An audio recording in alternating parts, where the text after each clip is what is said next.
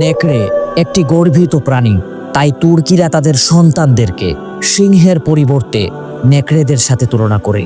নেকড়ে হচ্ছে একমাত্র প্রাণী যে তার স্বাধীনতার সাথে কখনো আপোষ করে না এবং কারো দাস হয় না, এবং কোনো জায়গায় ধরা পড়ার দিন থেকে খাবার খাওয়া বন্ধ করে দেয়। তাই আপনি এটিকে চিড়িয়াখানা বা সার্কাসে কখনো দেখতে পাবেন না।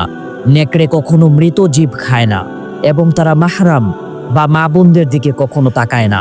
অর্থাৎ নেকড়ে তার মা এবং বোনদেরকে বাকি প্রাণীদের থেকে সম্পূর্ণ আলাদা জানে।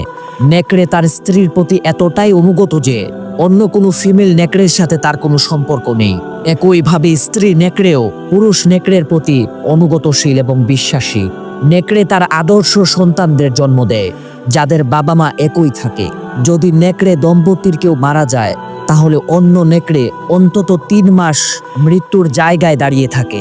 নেকড়েকে আরবিতে ইবনে আল বার বলা হয়, যার অর্থ হচ্ছে ভালো ছেলে, কারণ তার বাবা মা বৃদ্ধ হয়ে গেলে সে তাদের জন্য শিকার করে এবং তাদের সম্পূর্ণ যত্ন নেয়। আর এজন্যই তুর্কি এবং মঙ্গোলরা তাদের সন্তানকে সিংহের পরিবর্তে নেকড়ের সাথে তুলনা করে। তারা বিশ্বাস করে যে সিংহের মতো রক্তপিপাসু সন্তান হওয়ার চাইতে নেকড়ের মতো কর্তব্যপরায়ণ শাবক হওয়া ভালো।